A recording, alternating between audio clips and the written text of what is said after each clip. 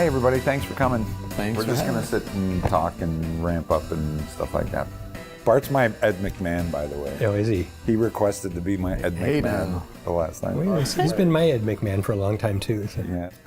Wherever I go where I'm needed. Did you know how I met Bart?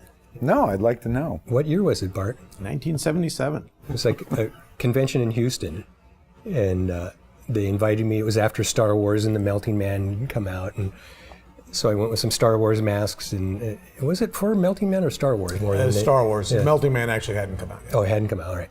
Brett and Bart were there at this convention. You made the mistake of giving us your contact information, so. Yeah, and Brett and Bart would call up and know everything about what was going on in town. You know, I had no clue. You know, they were saying, "Did you know that this and this is going on in Hollywood?" Or yeah, you know, and they were still in Texas. You know, Yeah, Brett knew you were working on Videodrome. He had just read some, like a Deborah Harry interview where she was saying, "Oh, I'm doing a David Cronenberg movie," and then he was rumored to be doing a Frankenstein film. So. And you were kind of secretive about it, and Brett's like, "Oh, is it that Videodrome thing?" And you're like, "Yeah, how'd you know?" Videodrome, which is the strangest movie I've ever done, I think. It is a really strange movie. But I like David Cronenberg. Everything he did was weird. But what was that like? Wow. I enjoyed the experience. It was weird because, you know, before American Werewolf, it was, you would almost have to beg to get some makeup effects in a movie, you know, or you know, let me put a mustache on, let me just do a scar, you know, and then after American Werewolf came out, they thought we could do anything, you know, and I was getting scripts with all kinds of crazy stuff, but nothing like Cronenberg's first draft of Videodrome, which was great actually, but there was things in there I just said, I said to David, I don't know how to, I don't think I can do this, you know, there are things here that are beyond what we can do, and I would suggest that we can. I said we can't do that, but we could do it like this, you know, and came up with some solutions for it. But I enjoyed working with them.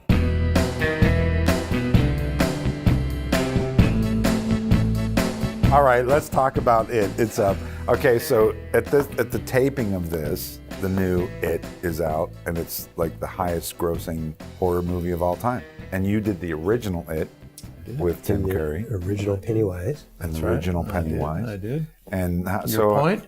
My point is how's that feel? How's that feel that's come around and now they've remade the movie that you did, the amazing work that you did? Like, thoughts? You have any feelings and thoughts on that? Well, I do remember when the first image of the new Pennywise came out, was released. Jermaine Clement from Men in Black, we've kept in touch a little, and he emailed me. He says, "Oh, do you see the new Pennywise? They just copied yours." And I was like, "Well, I don't think it's just a copy of mine." But no, it's cool. I'm a little envious of the new one, just that they've got, by the time they do the second movie, they're going to have had 4.5 hours to do what we had in 3 hours. Yeah. I had 1990s TV censorship versus R-rated, you know, when you're biting a kid's arm off in the first scene, point, yeah. You know. So they got to do, it's like they got to do all the stuff I couldn't do. So, but I enjoyed it. They can exist. At least these are two different mediums, you know, TV versus... Yeah. And there are different takes on it. So I mean, enough time is between it. Appropriately 27 years. And they probably learned from yours as well. You know, I mean, they took elements from what they saw and what you did back then. And I think there's a few things in the one that I worked on that works better than you know, some of the stuff in the new one. But I mean, I would have loved to have worked on it. The movie, isn't it? They're able to explore more of Stephen King's books with rather than with the shorter movie. What you worked on had to be confined. Yeah. Where they can expand on the characters. Should be able to, because they're going to end up having like an extra hour and a half, which I just want to see what they do with the spider. I got so much shit for my spider from Stephen King all the way down. It's like really, he gave you shit about your spider? Yeah, he said some crap in one of these Fango articles or something. I think he called it a Tinker Toy spider. I was going to say this obviously still you up so much. But it's like, you wrote the damn thing. It's like he's not fighting a turtle in outer space like in your book. We're going to go into the shit I caught for fucking Suicide Squad. So there you go. Let's not talk about that. That's right. Halloween obviously plays such a big role in our lives, our careers, what we do. Did it impact you as a kid? And how did it influence you later on in your life, like now? I think, makeup. Like makeup and Halloween for me are like hand in hand. And before I did my own makeup, my mom would do my Halloween makeup for me every year. And the one that stands out is it was a year that she had her appendix taken out, and it was right around Halloween. And I was devastated. Could care less about the appendix, but I was like, who's gonna do my makeup? I gotta be Dracula this year, and she's gotta do my makeup, and I was all upset. And she got out of the hospital and came home like the day before. And I'll never forget her doing my makeup. She was bandaged and she did not want to do it, but she knew how important it was to me. But yeah, there's that association with like, that's when you stock up when you're a little kid on all the stuff that you can't get. I grew up here, but for some reason I didn't make that association. I was like, I got to get my latex and my little tubes and my little mortician's wax and my fake blood. And you build up your kit, and Halloween is the time to do that. It's like, that's when you can have access to all this fun stuff. Yeah. No, I would love it when it was that time, because the masks would be in all the stores and stuff. And, I grew up in Covina, and in West Covina, there was a shopping center. It was about 3 miles from my house that had like a Spencer's Gifts, or one of those kind of stores, that on Halloween would have masks. And every weekend, in October, I would walk the 3 miles to the, the gift store thing to look at the Halloween masks and stuff, We had the TG&Y near our house. I grew up in Houston, and they'd have the Ben Cooper stuff, which was great. But it always frustrated me because you'd have the, like the mask, and then you'd have the costume that would have like a picture of the monster on it. And it's like, well, Frankenstein doesn't walk around with a picture of himself on his that's chest. stupid. It's like, why doesn't it just have the jacket? That pissed me off too. What the hell?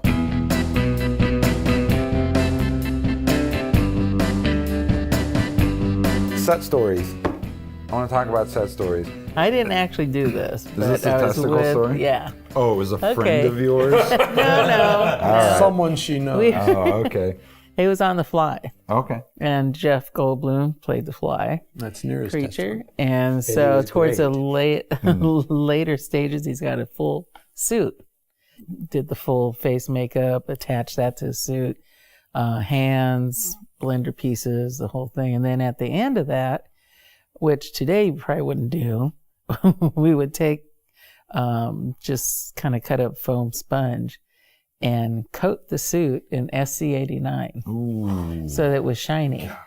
Let's While he was in it. Oh my God. Ooh. SC89, by the way. Someone want to explain what SC89 is? It is the devil. Poison. That's just the It's, best way to put that. very It's the evil, It's probably the toxic only thing that I urethane. can't smell. Like, I'm pretty good around toxic stuff. But if I smell that, I want to vomit instantly. We work with a lot of toxic chemicals. And back then, I mean, everyone was, Painted with you always it and- played with it and painted with it, but they thought, oh, this is going to look cool. You coat it in that, it's flexible, moves around. You don't have to keep trying to shine it up. So anyway, he would straddle a doorway with his arms and spread his legs. And then one of Chris's guys, Chris Wallace, one of the crew guys, and I really don't remember who it was now, but we would both be, stippling the stuff on him really quick and stuff, and put a blow dryer or whatever. And so he's doing this, and he's like going way too fast and way too, pressing too hard. And all of a sudden he gets down to his crotch, and he has taken that wet sponge and had didn't realize it, but he had pushed the liquid through the crack that we had on one side so that he could go pee while he had that suit on. So he had pushed the sponge into that space. And while we're standing there working, all of a sudden Jeff's like, guys, my right testicle is burning. And so I was like shocked, and I made that guy go get wet towels and get his hand in there with the wet towels. Because as soon as he felt the cold water, but kind of, he wouldn't feel it so much. Because once it flashed off, then nothing, it's just dry plastic on there. And he was okay. So I just made him put water in there and try to clean it or something. But I made him do it. Did he hold it against you, Jeff? No, that was, I was just going to say, Hold his you testicle never against heard her. anything. That was all. That was all he said. You said it. And we fixed it. It's like, are you okay? He's like, oh yeah, I'm fine now. Right. And that was it. It's like, wow, he was pretty cool. There was a day on Suicide Squad, they wanted to shoot that croc guy this close. He was in it 14, 15 hours at that point. And I was like, you're not doing it. You're not doing it. Turned out she was reading a newspaper and fell asleep.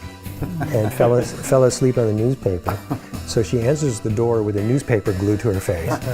And they go, we need her out here now. And they go, she's got a newspaper glued to her face,